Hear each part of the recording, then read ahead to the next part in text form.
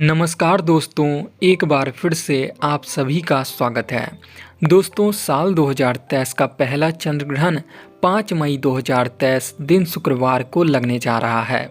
इस ग्रहण के शुरू होने के समय और समाप्त होने के समय दोनों को लेकर लोगों के मन में बहुत सारे सवाल हैं। अलग अलग जगहों पर अलग अलग समय बताया जा रहा है। ऐसे में आज के इस वीडियो में हम लोग ग्रहण के सही समय के विषय में बात करेंगे, सूतक काल के बारे में जानेंगे।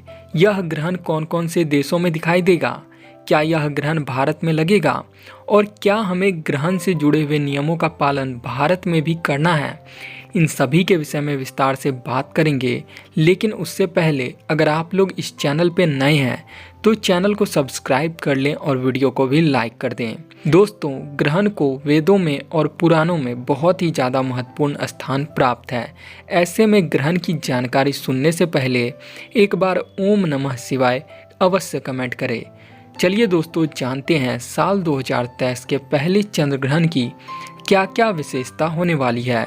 दोस्तों, साल 2023 का पहला चंद्र ग्रहण वैशाख माह के शुक्ल पक्ष पूर्णिमा तिथि पर लगने वाला है। हर साल वैशाख माह के पूर्णिमा तिथि को बुद्ध पूर्णिमा के रूप में मनाया जाता है। माना जाता है बुद्ध पूर्णिमा के दिन ही भगवान बुद्ध का जन्म हुआ था और बौद्ध धर्म से जुड़े हुए लोग इस दिन को प्रकाश पर्व के रूप में मनाते हैं। वहीं पर हिंदू धर्म से जुड़े हुए लोगों का भी मानना है कि भगवान बुद्ध जो है भगवान विष्णु के ही अवतार हैं। तो ऐसे में हिंदू धर्म से जुड़े हुए लोग भी इस दिन पूजा पाठ करते हैं और स्नान दान करते हैं। ऐसे में इस दिन ग्रहण पड़ने से ग्रहण की महत्वता बहुत ही ज़्यादा बढ़ जाती है और यह भी सवाल हो जाता है कि क्या हम इस दिन पूजा पाठ कर सकते हैं। तो उसके बारे में मैं आपको वीडियो में आगे बताऊंगा, लेकिन उससे पहले ग्रहण के विषय में और कुछ बातें कर लेते हैं। दोस्तों, साल 2023 का पहला चंद्र ग्रहण एक उपछाया चंद्र ग्रहण होने वाला है।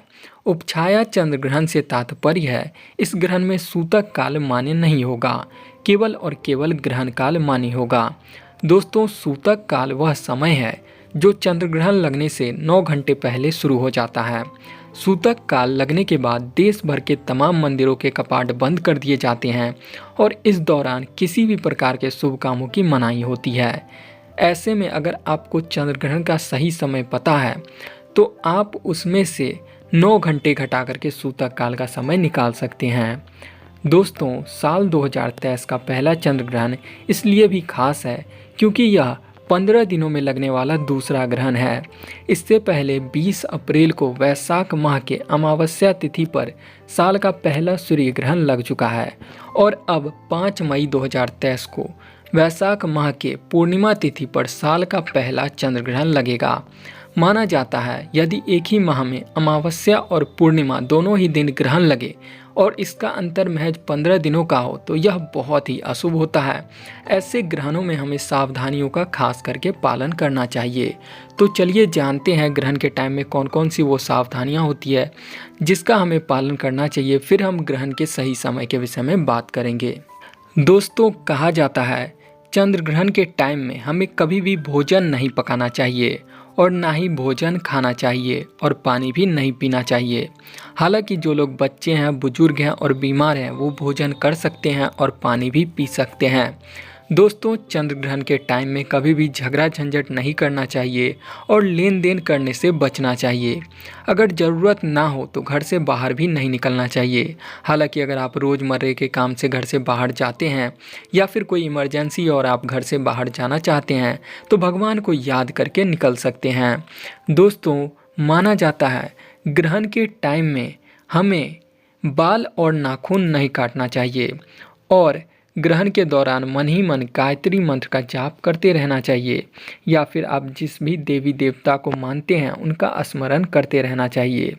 ग्रहण के टाइम में अपने घर में मौजूद मंदिरों में प्रवेश नहीं करना चाहिए और घर में मौजूद भगवान के प्रतिमाओं को भी स्पर्श नहीं करना चाहिए। दोस्तों, चंद्र ग्रहण को खुली आंखों से नहीं देखना चाहिए, यह बहुत ही ज़्यादा अशुभ माना जाता है। ग्रहण काल शुरू होने से पहले ही हमें अपने घर में मौजूद खाने पीने की वस्तुओं में तुलसी या फिर कुश मिश्रित जल को खाने पीने की चीज़ों में रख देना चाहिए और इस बात का ध्यान रखना चाहिए कि तुलसी दल या कुश को ग्रहण के बाद निकाल देना चाहिए। कहा जाता है कि ग्रहण का असर तुलसी दल ले जाता है और आपकी चीज़ों को दूषित नहीं करता है, इसलिए ग्रहण समाप्त होने के बाद इसे निकाल देना चाहिए। ग्रहण के टाइम में कभी भी स्नान नहीं करना चाहिए। ग्रहण समाप्ति के बाद यदि आपके घर के आसपास में कोई पवित्र नदी मौजूद है तो वहाँ पे आप अगर स्नान कर सकते हैं तो स्नान कर सकते हैं, या फिर घर में मौजूद गंगा जल को ही पानी में मिला करके स्नान करना चाहिए और घर के आसपास और घर में गंगा जल का छिड़काव करना चाहिए। अगर दिन का समय है तो भगवान सूर्य को जल अर्पित करना चाहिए, लेकिन रात्रि का समय है तो आप ऐसा ना करें। दोस्तों, ये तो कुछ सावधानियां थी। अगर हम बात करें ग्रहण खत्म होने के बाद और क्या करना चाहिए, तो ग्रहण खत्म होने के बाद दान अवश्य करना चाहिए। अन्न और वस्त्र का दान बहुत ही ज़्यादा महत्वपूर्ण हो जाता है। चलिए अब जानते हैं ग्रहण शुरू होने का सही समय और समाप्त होने का सही समय। फिर हम बात करेंगे यह ग्रहण भारत में लगेगा या नहीं। दोस्तों, ग्रहण शुरू होने के समय और समाप्त होने के समय में थोड़ा बहुत अंतर आपको हर एक जगह देखने के लिए मिलेगा। अगर आप अलग अलग राज्यों के न्यूज़ चैनल्स पर देखें तो आपको समय में 15 से 20 मिनट का अंतर मिलेगा, क्योंकि हर राज्य के समय में थोड़ा बहुत अंतर होता है। लेकिन अगर आप राष्ट्रीय न्यूज़ चैनल्स पर देखेंगे तो आपको पता चलेगा कि ग्रहण शुरू होने का समय 5 मई 2023 रात 8:46 से है।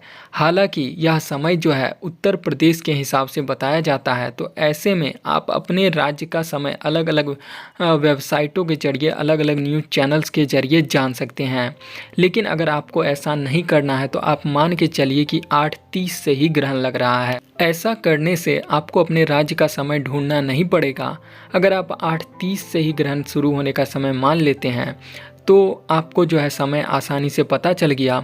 वहीं पे अगर हम ग्रहण समाप्ति के समय के विषय में बात करें तो यह 6 मई सुबह 1:01 पर समाप्त होगा, यानी कि 5 मई की ही रात 1:01 पर समाप्त हो जाएगा।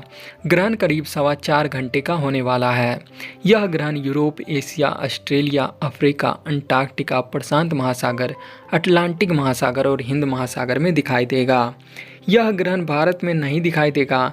ऐसे में इस ग्रहण से जुड़े हुए नियमों का पालन करना भारत में आवश्यक नहीं है। हालांकि कुछ लोग ऐसा मानते हैं दुनिया के किसी भी हिस्से में ग्रहण लगा हो तो हमें उनके नियमों का पालन करना चाहिए, लेकिन ज्योतिष शास्त्रियों के हिसाब से ऐसी कोई आवश्यकता नहीं है। उम्मीद करता हूँ दोस्तों आपको वीडियो पसंद आया हो तो वीडियो को लाइक जरूर कर दीजिएगा।